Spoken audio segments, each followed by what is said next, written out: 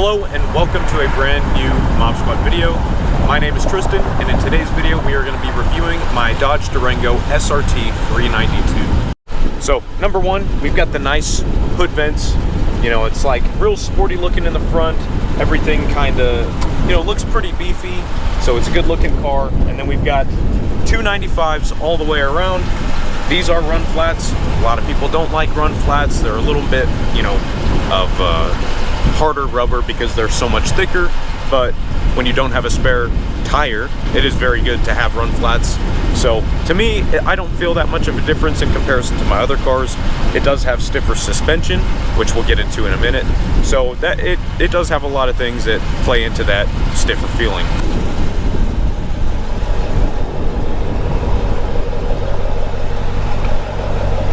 Right here, this removable panel, that's for if you get the tow package, which we will be getting, and that way you can pull it off and, you know, have a hitch for a trailer back there.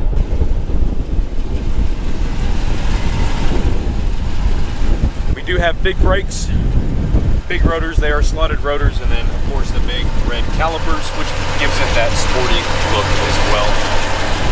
And this does have 475 horsepower, 470 foot-pounds of torque. So to combat that with a heavy vehicle, you do need the big brakes. Now this does have the little push button feature, and if you have the key close enough to you, I will demonstrate. You know, here the vehicle's locked. It is on. You can lock the vehicle while it's on, so pretty cool. But it does have this feature. You just put your hand inside the door handle and it unlocks the door for you. Now coming into the interior, we do have these nice suede and leather seats. They are fully adjustable. It does have heated and cooled seats. A very nice large steering wheel. It's quite larger than any other vehicle I've been in, and it's, you know, girthy, if you will. It does have a nice sound system as well. I'm pretty sure this just comes factory. I don't even know how to say that. Great sound system though, really good quality, and it dumps. In our specific vehicle, we do have the captain seats, which you either like captain seats or you don't. We do have a bench seat option as well, but very nice, very spacious. Also has the heated seating for the captain seats in the back. And then our third row of seats back there, which does seat just two. Here is your cargo space with the third row of seats up. It's not a whole lot, but if you are traveling, you know, you're gonna be able to put a suitcase or two back here and you're gonna be okay. We like to travel a lot and we take our dog, so this is his bed that we actually turn the captain seats into essentially a bench seat for him. That way he has that whole area, and then we put the third row of seats down so that we can load our suitcases and everything else that we're gonna take.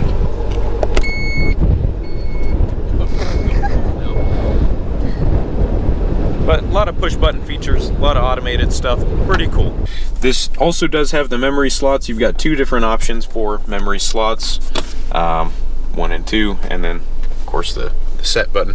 Then up here, you've got the button to open up the hatch. You can open it up or close it. You have two buttons right here for your lights, but they also activate this way as well. You have 3 different memory options for garage door openers, which is pretty cool, but it's there in case you do need it. I don't know who has 3 garage doors, but someone might.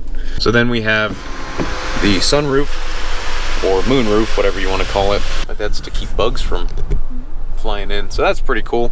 And then you have, as Subaru owners would call it, a vape hatch, but a nice little vent. This vehicle does have wireless CarPlay, which is really cool. This vehicle does have paddle shifters. This does have the heated steering wheel as well. I don't know if I mentioned that. So if it gets really cold where you live, it might be nice. You might think it sounds kind of stupid, which at first I thought, heated steering wheel, who needs a heated steering wheel, right? And then I used it for the first time and I thought, wow, okay, that's actually pretty cool, because if you're freezing cold walking to your car, yeah, you can put your hands by the vents, but you're having to drive. You know, you can drive and the steering wheel is going to be warm, so then it'll warm your hands up. Pretty nice. This car does come with the SRT pages because it is an SRT, so you can hit that little switch and it will pull up your different drive modes. So as you can see, you've got a plethora of different standard modes on here, and you can go in and automatically set up and change all of these, or you can do your own custom setup as well. Track mode, in my opinion, is the roughest mode that is on here, and I don't really think that that's necessarily for, when it says track, I don't think that means a drag strip, right? I think that means for a circuit track. Sport mode puts a lot of this kind of in the sweet spot, in my opinion. My wife does daily drive this vehicle more than I do. I have a company vehicle, so she drives it back and forth to work every day. And one of the biggest things that a lot of people may be concerned with is, how is the gas mileage? It actually isn't too terrible. So we got rid of my Toyota Tundra to get this vehicle. And you know, initially, yes, I was a little bit concerned with what the gas mileage was going to be like because it is a V8. The Toyota Tundra on the highway was getting roughly, what, 19, 20 miles to the gallon at best.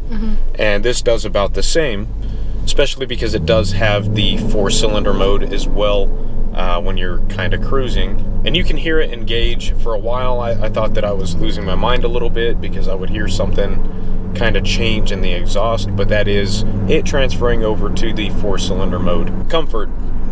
Now, this is not the most comfortable vehicle to be in as far as the suspension goes. Now, the seats, everything is very nice on the inside. Everything feels nice. It's very comfortable in here. Daily drivability. So that is one thing, is the suspension, even in the street mode, is a little bit stiffer than what you'd find on maybe a Tahoe or an Explorer, because this is made to be a more sporty vehicle, so everything is a little bit stiffer.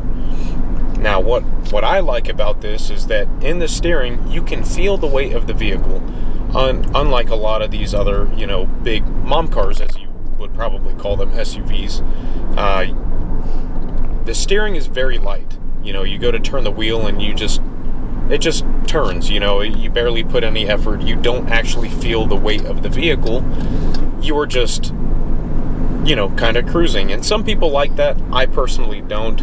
I like being able to feel everything that, you know, I'm doing in the vehicle. I like to feel the weight of everything shifting. It makes me feel like I have more real control over the vehicle. In the auto mode, it does have the steering in sport. You can put that onto the street mode and it makes it just a little bit lighter, but to me, the sport steering is the most comfortable form of steering on here. So since you daily drive it, what do you think about it?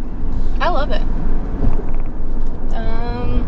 It's going from driving the Nissan that we had to this. I thought it was going to be a drastic change from how little the car was to how big this car is, but it surprisingly was super easy to get used to. It doesn't feel big at all. It's like a perfect size for driving myself to work every day. If you watched the last video that we did on this, it was not long after, well, I think we only had the vehicle for 2 days, and I filmed a video taking my grandparents for a ride. But if you are new to this channel, this is a video you're just now watching, I'm gonna go ahead and use the launch control. I'll show you how it works, and we'll do a little launch. Drive modes, we're in sport mode. We're gonna go back to the performance pages, and as you can see, you do have a drag timer. So when you're ready, what you're gonna do is you're gonna click the launch button, put your left foot on the brake, put full brake pressure, hit the throttle, and then release.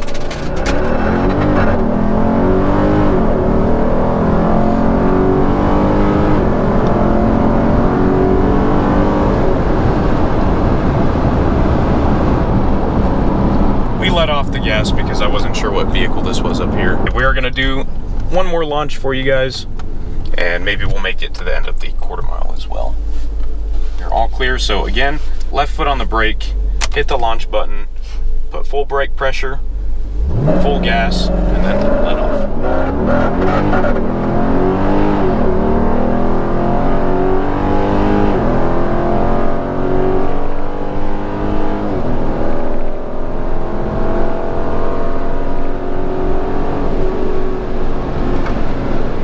That quarter mile we just beat our own record, 13.5 at 101 miles per hour. This car is a lot of fun. You know, I couldn't see you buying this Durango with the V8 if you're not planning on using it to have a little bit of fun.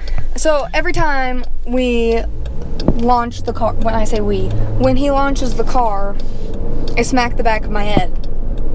So, I mean, a head back is always nice, but I think it's a lot of fun. The launches are a lot of fun. Before we do end the video, I did want to talk about some of the cons of this. So, like I was saying, you know, you're not going to get 40 miles to the gallon on the highway in this thing, but it is going to get decent gas mileage as long as you are driving it with the intention of getting decent gas mileage. Now, if you're doing like what we just did all the time, of course, you're going to bring that fuel mileage down a lot. The brake kit. Now, it is very nice to have really solid brakes. You do need very big and solid brakes on something with this much power and this much weight, but the more that you do use the brakes, it does expel a lot of brake dust, which makes the brakes squeak like this. So, I don't know if you could hear it, but once you do wash the vehicle and, you know, spray all of that old brake dust off, it stops. Everything gets covered in that brake dust, including your wheels.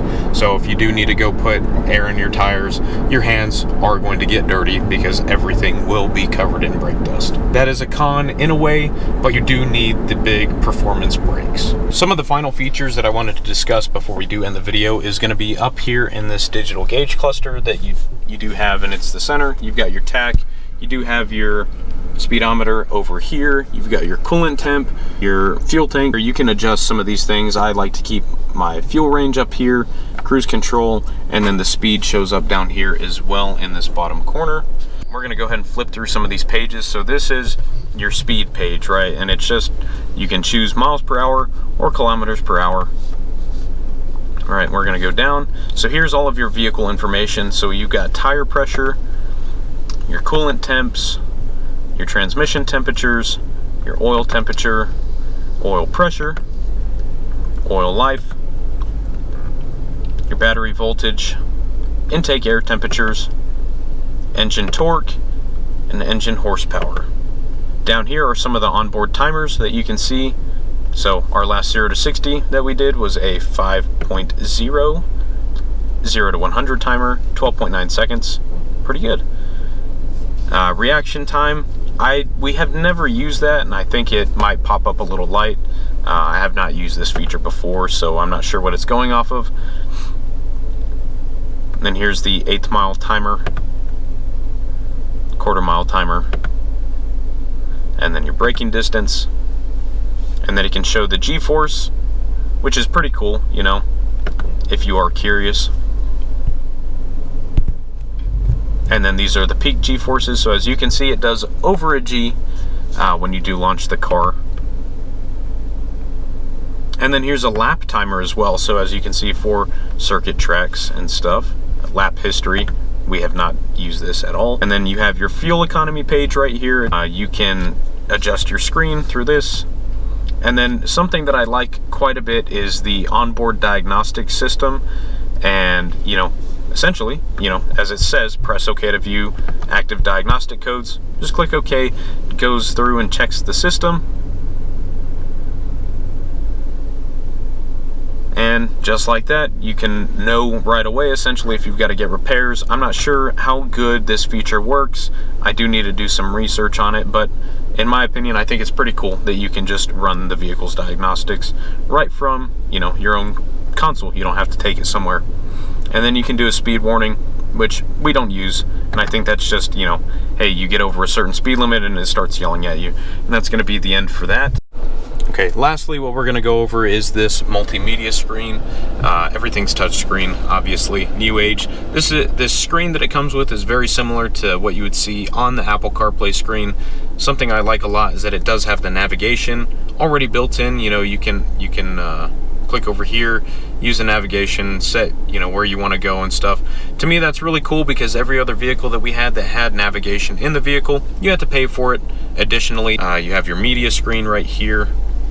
And you can customize a lot of this as well. So this is just where you're connected to Bluetooth. If you do not want to use CarPlay, this is what you'll see on your Bluetooth. So then you can go through your radio stations if you want, different sources, you can browse, and then you have your audio settings as well. And then you have your comfort screen, which you can reach all of these, like I was saying, from your home screen.